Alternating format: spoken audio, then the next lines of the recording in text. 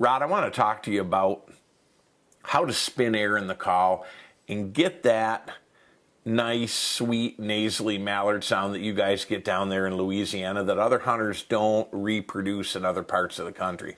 Everybody's so ingrained on Arkansas-style duck calling where you attack the call, you really punch it on the front end, it's a clean note going into the call, and it's really not how you create a quack. Especially when you're blowing a double reed call, DR85 specifically. You guys spin that air into the call a little differently, and if you don't listen to the two styles of call side by side, you might not notice the difference. But when you do, it's dramatic, and I know you can demonstrate that for me. Yeah, I mean, basically when Dad developed this call, he developed it so that anybody could blow into it and get a relatively good quack out of it. But and there's several different ways of blowing a call. You can blow it with cold air, and it'd be simply just blowing. And you can put your palm up to your face as you're blowing and feel that cold breath of air. But it's really designed to be blown with warm air. And you can feel the temperature difference. But I actually do a modification of both, and I kind of buzz the reeds at first by not really grunting, but voicing into the call. And I voice the word "vut" into the call. And you can feel when you put your palm up to your hand, it's still warm air, but you're spinning that air at a slower rate, and you're actually getting that bottom reed to kick in, vibrating and making a sound slightly before the top reed kicks in. And if you listen to that very, very closely, you'll hear that reed start to buzz. And then once both reeds initialize, you'll get even a stronger buzz. And then as you push that air into the call harder, you could actually, people think you can't get a double reed to clear out, but you certainly can. I mean, if you're highballing those birds, I mean, especially in a floating wedge call, you can really vary the sound depending upon who you're calling with. You could have a guy with a low tone, a guy with a mid tone, a guy with a high tone, you know, so that you're sounding like different birds in the flock. But it's a matter of how much air you push into that and how fast you push that in. But starting it slower on the front end is going to make it sound more ducky. Give me an example of jabbing that reed on the front end and then slide it in slow the way you guys do. It's got a clear sound. Yeah, and not that won't call a duck. Right. I mean, it can. Right. And I used a word, like I said, "vut" into the call.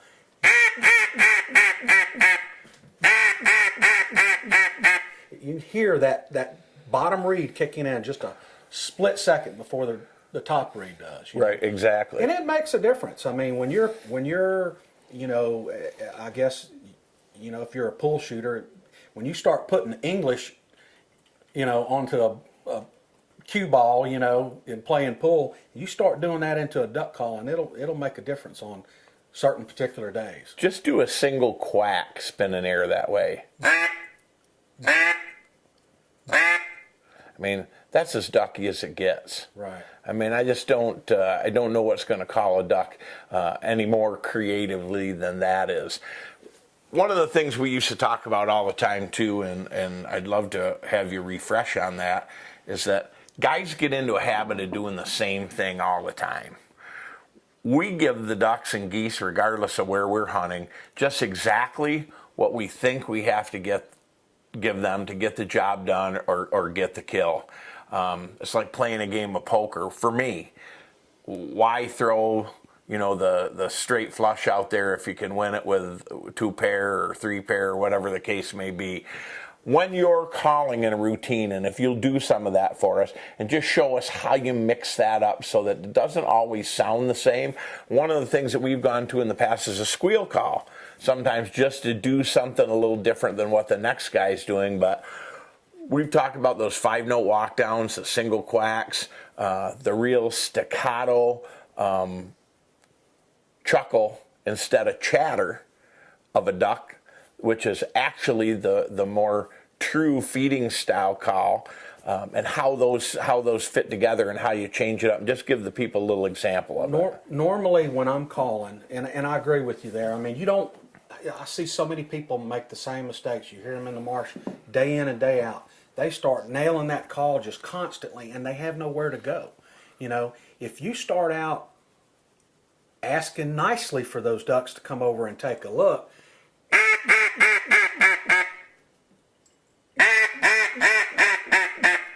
now you have somewhere to go. You can really get mad at them and fuss at them.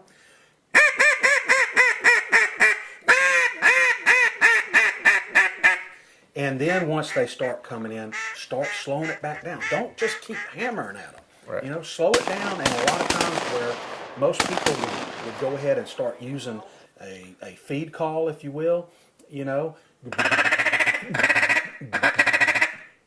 That's that chatter you were talking about. Mm-hmm. But the true feed call is more broken up and erratic. Instead of using some of those sounds, I like to sometimes go to just solid quacks and pace them out slow. Right. It almost hypnotizes them to a certain degree, and then you can see by the time you add all those components together, and they turn, start working your way, whack, whack. If they veer off track just a little bit, you watch those wings, and if they change their wing beat or veer off, then hit them right then. It's a lot easier for them to correct and keep on coming your way than it is if you lose them altogether. Right. Right. Perfect example, Colin. That's what it's like, everybody. Spinning the air in Cajun style with a little double read action here. Thanks, buddy boy. You bet.